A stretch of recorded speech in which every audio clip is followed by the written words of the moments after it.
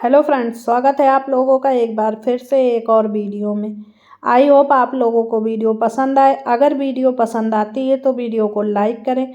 Channel पे नए हैं तो एक बार चैनल को सब्सक्राइब करें। बेल आइकन को ज़रूर दबा लेना जिससे हमारी अगली वीडियो आप तक आसानी से पहुँचे। बुलंद दरवाज़ा, जहाँ अकबर की जीत की गूंज आज भी दीवारों में कैद है। रात का सन्नाटा, फतेहपुर सीकरी की वीरान गलियाँ, हवा में धूल उड़ती। कैमरा धीरे धीरे ऊपर उठता है और सामने उभरता है बुलंद दरवाज़ा, बादलों में छिपा हुआ। कभी यहाँ बादशाहों का जलवा था, भीड़ थी, रौनक थी और अकबर की आवाज़ गूंजती थी। पर आज यहाँ सिर्फ हवा है जो दीवारों से टकराकर इतिहास की फुसफुसाहटें सुनती है। जी हाँ, ये है बुलंद दरवाज़ा, अकबर की सबसे ऊंची जीत का निशान और शायद उसकी सबसे गहरी खामोशी भी। युद्ध के दृश्य के साथ अकबर की सेना, गुजरात की धरती पर लहराता झंडा। सन 1573 सम्राट अकबर ने गुजरात पर विजय पाई और जब वह लौटे तो उन्होंने इस जीत को यादगार बनाने के लिए फतेहपुर सीकरी में बनवाया बुलंद दरवाज़ा, जिसकी ऊंचाई 177 फीट ऊंची है। इतना ऊंचा कि मानो आसमान को छू ले। यह सिर्फ पत्थरों का दरवाज़ा नहीं था, बल्कि अकबर के आत्मविश्वास, उनकी सोच और उसकी विजय का प्रतीक था। दरवाजे में नक्काशीदार मेहरानों पर जो लाल बलुआ पत्थर, संगमरमर की जड़ाई, कुरान की आयतें दीवारों पर। यह दरवाज़ा जामा मस्जिद का प्रवेश द्वार है, जो लाल बलुआ पत्थर से बना संगमरमर की नक्काशी से सजा हुआ है और दीवारों पर कुरान की आयतें खुदी हुई।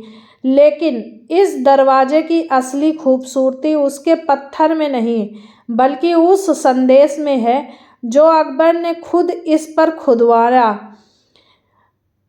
यानी यह दुनिया का पुल है, इस पर गुजरो लेकिन इसे अपना घर मत समझो।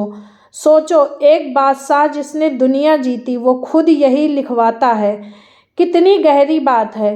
वीरान गलियां, टूटी छतें, धूल से ढके झरोखे और एक स्थानीय गाइड्स अंधेरे में मशाल लेकर चलता हुआ कहता है, अकबर ने फतेहपुर सीकरी को अपना सपना बनाया था।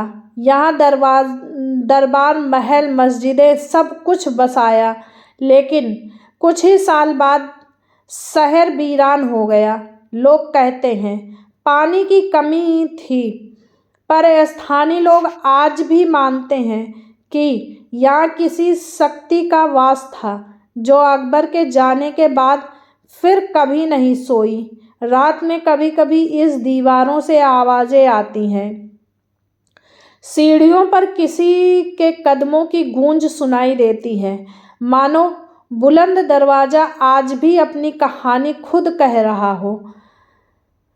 सलीम चिश्ती की दरगाह, अकबर झुकते हुए, दरवाजे के सामने दीपक जलता है। अकबर के दिल में सूफी संतों के लिए गहरी श्रद्धा थी। फतेहपुर सीकरी का शहर उन्होंने बसाया था सलीम चिश्ती की बरकत से।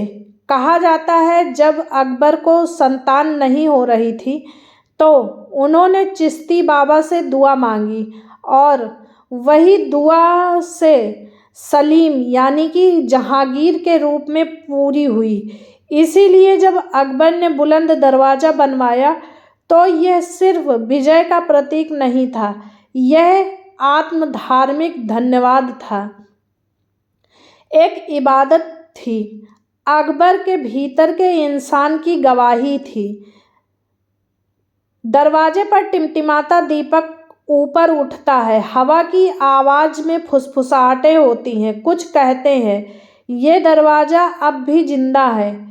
जब रात गहरी होती है तो दीवारों से धीमी आवाज़ें सुनाई देती हैं। कोई कहता है वो अकबर की आत्मा है जो अपनी बनाई नगरी की हिफाजत करती है, और कोई कहता है यह दरवाज़ा विजय नहीं, विरह का प्रतीक है, क्योंकि यह शहर कभी आबाद ना हो सका, पर शायद यही इतिहास का सच है, जहाँ जीत और वीरानी एक साथ खड़ी है। सुबह की रोशनी, सूरज की पहली किरण जब बुलंद दरवाजे की दीवारों पर पड़ती है, तो बुलंद दरवाज़ा अकबर की जीत का प्रतीक, उसकी सोच का आईना और उसकी आत्मा का ठिकाना। सैकड़ों साल बीत गए, पर यह दरवाज़ा आज भी खड़ा है, उन सबको याद दिलाने के लिए कि इंसान चाहे कितना भी बुलंद क्यों ना हो जाए, वक्त के सामने सब झुकना पड़ता है। अगर कभी फतेहपुर सीकरी जाओ तो इन सीढ़ियों पर ठहरना ज़रूर, शायद हवा तुम्हारे कानों में वही फुसफुसाए जो सदियों पहले अकबर ने इन दीवारों से कहा था। दुनिया बस एक पुल है, इस पर गुजरो, पर इसे अपना घर मत बनाओ। वीडियो को लाइक करो, शेयर करो, और ऐसे ही दिल से जुड़ी कहानियाँ सुनने के लिए हमारे YouTube चैनल @कहानी दिल से को सब्सक्राइब करना बिल्कुल ना भूलें, क्योंकि हर पत्थर की अपनी आवाज़ होती है, बस कोई दिल से सुनने वाला चाहिए। मिलते हैं आपसे अगली वीडियो में, तब तक के लिए धन्यवाद।